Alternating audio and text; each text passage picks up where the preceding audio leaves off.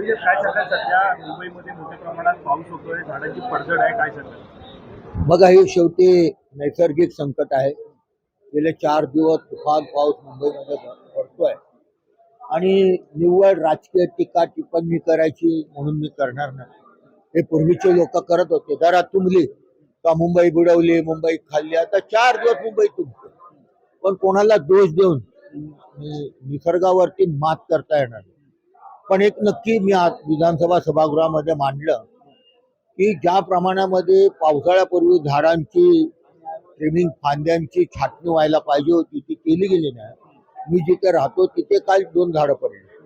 आता मी होतो, बोलवलं गार्डनवाल्यांना, आमच्या कार्यकर्त्यांनी झाडाच्या फांद्या तोडून बाजूला केल्या, परंतु ते का घडलं तर ते वेळीच त्या फांद्यांची छाटणी केली होती. कारण डोलारा वाढतो, मुळं हवेत तशी काय मातीमध्ये गेलेली नसतात, काही वेळेला वृक्ष पडतात, परंतु छाटणी होणं गरजेचं आहे. ती केली गेली नाही, हा महापालिकेची दुर्लक्ष आहे.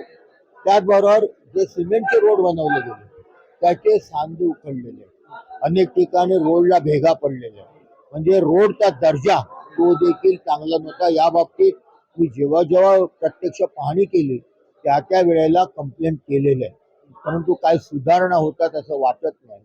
करोडो रुपये, हजारो करोड रुपये त्याच्यावरती खर्च झालेले आहेत आणि हा मुंबईकरांच्या पैशाचा अपव्यय आहे. काँक्रिटीकरणाचे रस्ते झाले तर भ्रष्टाचार होणार नाही असं सुद्धा माजी मुख्यमंत्री एकनाथ शिंदे म्हणत होते.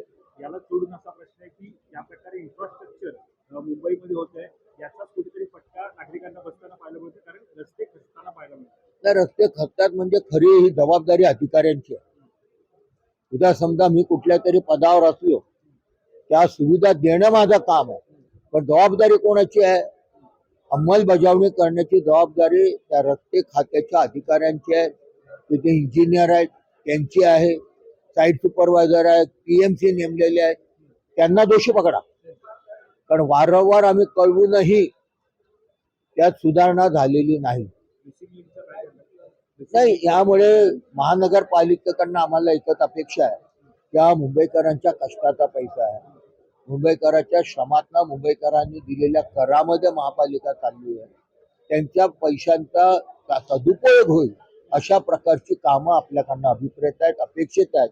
आणि माझे महानगरपालिका आयुक्तांना विनंती, अनेक प्रकल्पांमध्ये ते मुख्य अधिकारी म्हणून राहिलेले आहेत, त्या खात्याच्या प्रमुख म्हणून राहिलेले आहेत, त्यांनी याकडे लक्ष द्यावं आणि गांभीर्याने घ्यावं. अजयजी, मुंबई पुणे रस्ते मार्ग असेल, रेल्वे वाहतूक असेल, दोन्ही ठप्प झालेलं आहे. कारण मुंबई पुणे मिसिंग लिंक आहे, त्यावरती दरड कोसळली आहे. नुकताच त्याचं उद्घाटन झालं होतं.